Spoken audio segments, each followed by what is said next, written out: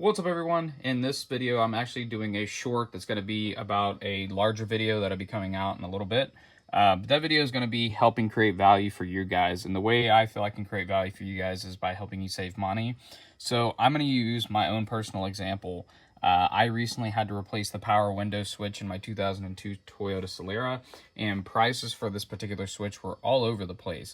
And so I'm going to walk you through the 5 criteria points that I use in order to determine ultimately where am I going to purchase a part from. And then honestly, I'm going to walk you through the vendors that I look at too most commonly in terms of places that I readily go to when I need parts for my vehicles. So if that's something that interests you, if you're interested in saving money, if you're interested in kind of getting strategic with where you buy your car parts from, or just overall assistance with maintaining your vehicle, check out my channel. I've got a lot of videos like this. If you want, like, comment, subscribe, and this video will be coming out here soon. Okay, so as mentioned, I'm going to walk you through the steps that I take when I need to purchase a part for my own vehicle. The most recent example of this is the power window switch on my Toyota Celera failed. And so, as you can imagine, that's not a part that you can technically really wait on. I did have to tape up my window with a trash bag to keep the rain out because we were experiencing thunderstorms. And so this is a prime example of sometimes you can't wait on a part, and so it does restrict your options. But it still didn't prevent me from looking around and weighing out what my options were. So I'm going to share with you what my criteria is in terms of where I'm buying a part from, for instance, and then I'll show you the examples that I went through with this specific part and how I ultimately made the decision on the part that I chose for this replacement. Okay, so the 5 things that I typically look for when I'm going to purchase a part for my vehicle, for instance. Price, obviously, that's really important. Warranty, because you need to know, are they going to honor the part if it were to fail? Because let's be honest, sometimes you buy a brand new part, it's bad right out the box, or it may fail shortly thereafter install, and it has nothing to do with you or your car. It's just a faulty part. It happens. The other thing is quality. So you want to make sure that the part you're getting has a good brand behind it, that has a good reputation, so that you know that you're buying a good quality part, because sometimes cheap is you get what you pay for. Sometimes you can get a good quality part at an affordable price.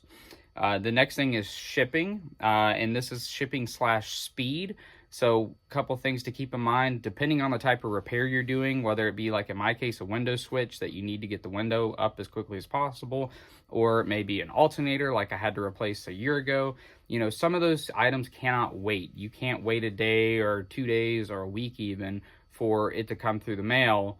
You need to replace that part as quickly as possible. So that'll obviously drive your decisions when it comes to this. And then the last part is, what is the return policy? Because again, if the part were to fail, do they have a good expedient return policy so that you're able to exchange it for something else to replace it?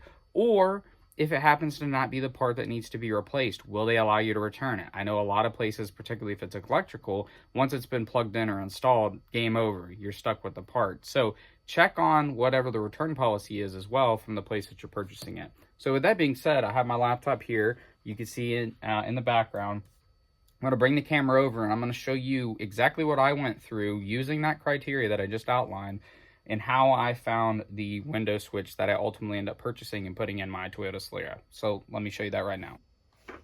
Okay, so hopefully this comes out okay. I've got my laptop here up on the screen. Hopefully you can see that okay. I'm going to get it into frame. So as mentioned, the power window switch on my Toyota Celera failed. Not a good place to be, particularly when the window was stuck down. If it had been stuck up, probably wouldn't have been much of a concern. I could have definitely waited a little bit longer, but with thunderstorms quickly approaching, this is one of those things that I did not want to leave open for an extended period of time. And let's be honest, it's a safety thing too. You know, if somebody wants something bad enough, they will break the window, but at least with the window being up, it does prevent people from reaching into the vehicle. So with time of the essence, this is one of the opportunities where I can't necessarily wait. And oftentimes with car parts, that's kind of the reality.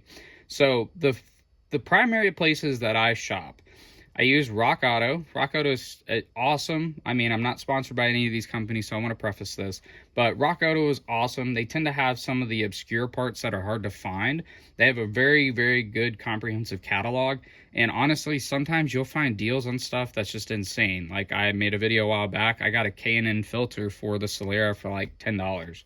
I would have never bought a K&N filter for that vehicle, if I'm being completely honest with you, but just given the price, I was able to get one relatively affordable.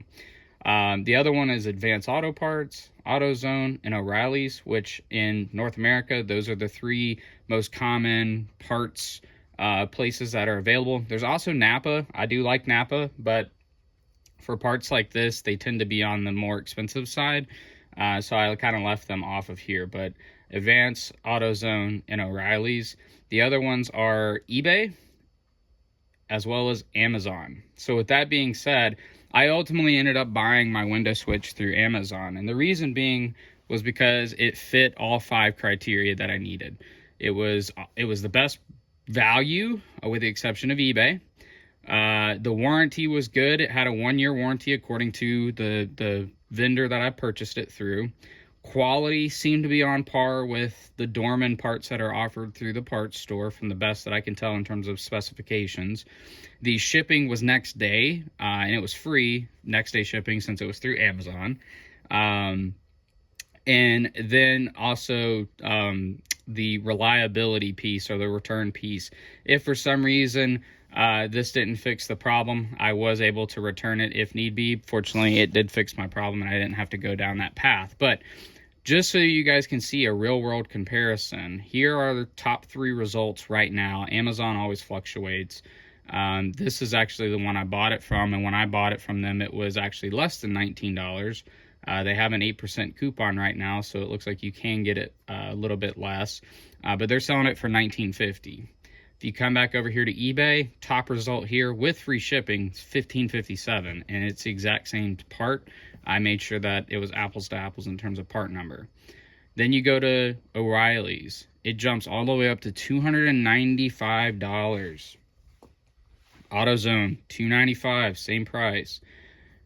Advance comes in a little bit cheaper at $292. They also have save 10% or 20%. So you can ultimately save 20% off a $100 plus order if you use this coupon right now. So obviously that's subjective to the time of year we're buying it. But that is just how vast the parts prices swing. And if we come back over to Rock Auto, the one that we would need, which is the same Dorman part, they actually sell it for $189.79, but then you have to factor in shipping. The other advantage to Advanced, AutoZone, and O'Reilly's is they typically either have it in stock readily available at one of their local stores, or they can get it within a couple of hours in some instances if you get them early enough in the day, or they can get it next day shipped from one of their other stores or warehouses. So again, couple of advantages here that you got to take into account is how quickly do you need the part and how readily available is it.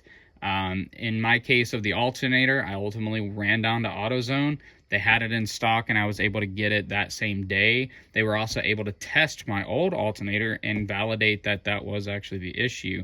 Again, that is another value added to me, is eliminating any potential other options that were out there. It may not have been the alternator, it may have been something else in that situation, but by them testing it for free, it allowed me to see that that was the case. So my recommendations are always, when you're purchasing parts, what is the need? How quickly do you need it?